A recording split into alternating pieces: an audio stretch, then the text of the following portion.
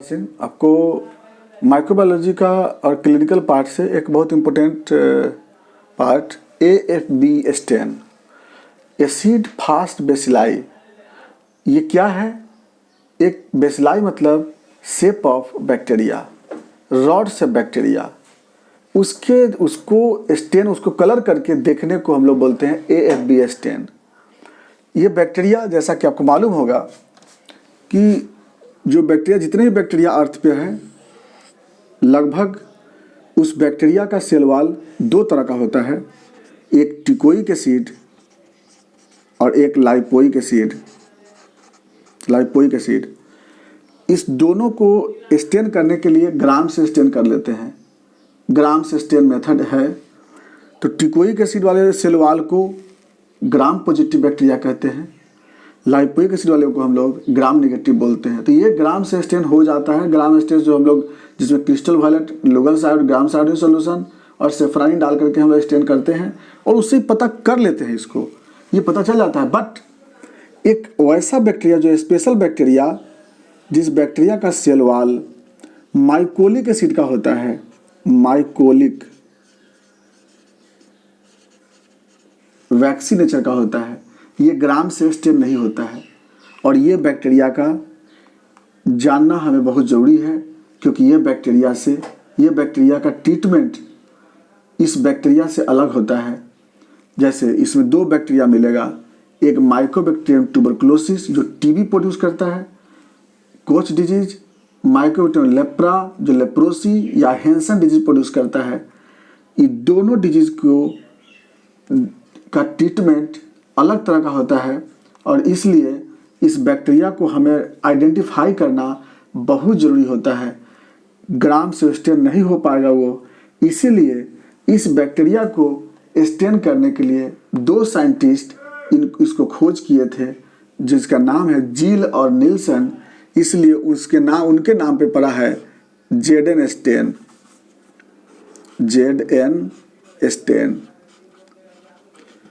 और ZN stand जो scientist के नाम पे है। और इस बैक्टीरिया को स्टेन करने के लिए एसिड से इसके वाल को वॉश करते हैं स्टेन के समय। बिना एसिड का हम लोग इसको स्टेन नहीं कर पाएंगे, इसलिए इसका नाम पड़ा है एसिड फास्ट बेसिलाई या एसिड फास्ट स्टेन कहते हैं इसको। ZN स्टेन साइंटिस्ट के नाम पे हुआ। अब हम लोग जानना चाहते हैं कि इसको कैसे करते हैं। इसको जानने के लिए तो बताएं आपको हम कि एसिड फास्ट स्टेन दो बैक्टीरिया के लिए हम लोग करते हैं। तो हम लोग दोनों को हम लोग डिफ्रेंशिएट करके बता देते हैं, आपको आसानी से समझ में आ जाएगी। एक तरफ लिखते हैं माइकोबैक्टीरियम ट्यूबरकुलोसिस, जो टीबी के पेशेंट का हुआ, इस टीबी के पेशेंट को डायग्नोस करेंगे। और एक होता है माइकोबैक्टीरियम लेप्रा, जो लेप्रोसी के पेशेंट को डायग्नोस करेंगे। दोनों को स्टेन हम लोग इसी से करते हैं।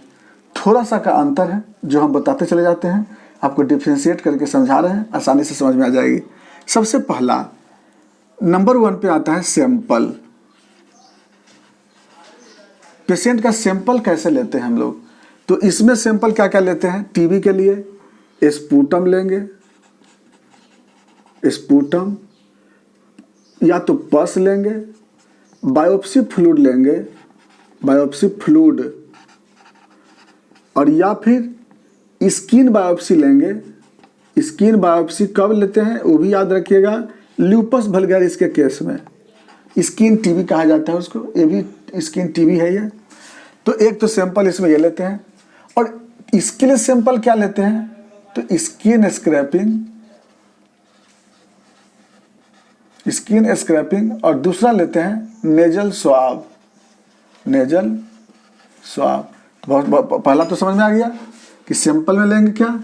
दूसरा नंबर पे आता है इसका जो रिएजेंट, स्टेन का रिएजेंट क्या क्या लेते हैं।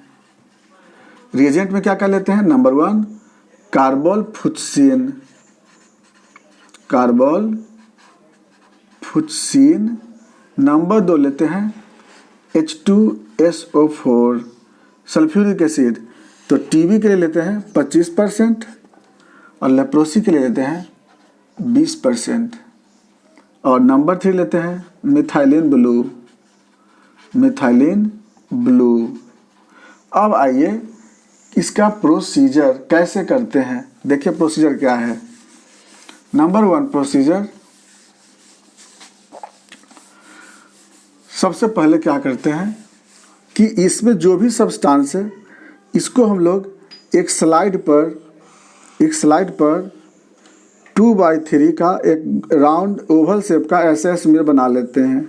ये बन गया और एयर ड्राई करके रख लेते हैं इसको।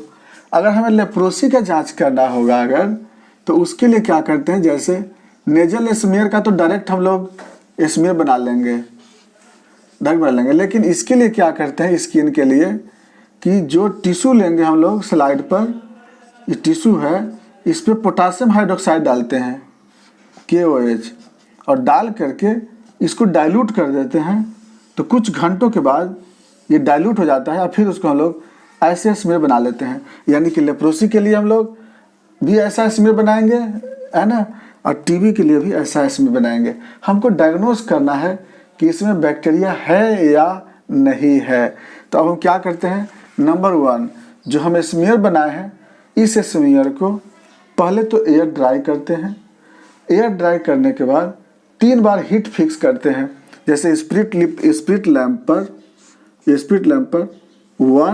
1 सेकेंड में पार हो जाना चाहिए, दूसरा 1 सेकेंड में, ये तीसरा। 3 बार हीट फिक्स करने के बाद अब क्या करते हैं कि इस स्लाइड पर, इस पे है तो इस स्लाइड पे, इधर है तो इस स्लाइड पर क्या डालेंगे, नंबर 1 कार्बोलफुस्सिन डालते हैं। कार्बोलफुस्सिन बेसिक स्टेन कहा जाता है। ये पिंक कलर का होता है।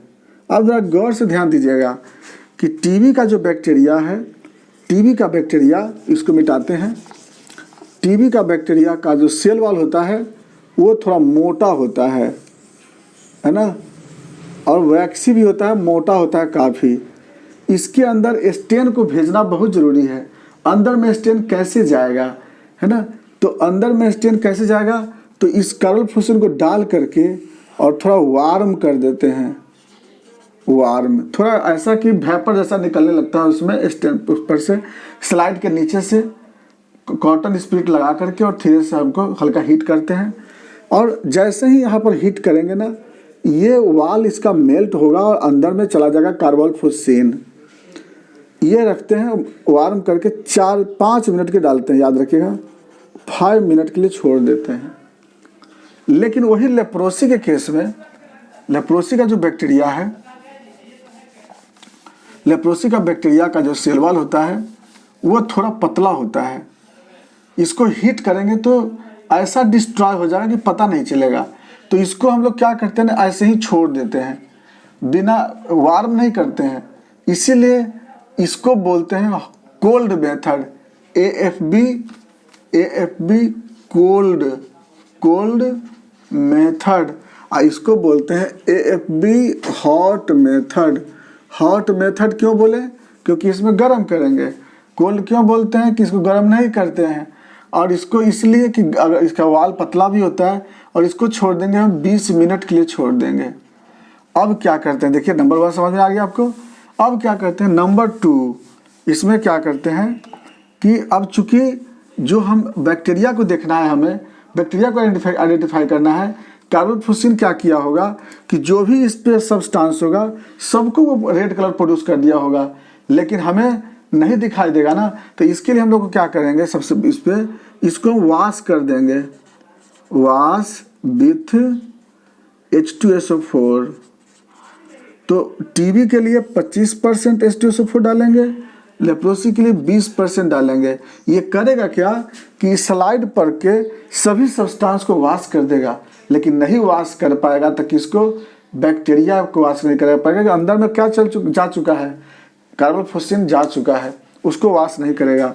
और ये इसको बोलते हैं डिकलराइजिंग एजेंट बोलते हैं। इसको 1 से 2 मिनट के लिए हम लोग डालते हैं इस पर, दोनों तरफ 1 से 2 मिनट, यहाँ भी और इसमें भी 1 से 2 मिनट के लिए।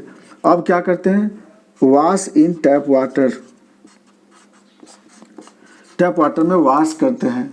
अब इस पे क्या डालते हैं, मिथाइलिन ब्लू, मिथाइलिन ब्लू ये डालते हैं दोनों में 1 से 2 मिनट के लिए, इधर भी 1 से 2 मिनट के लिए, बस यही था।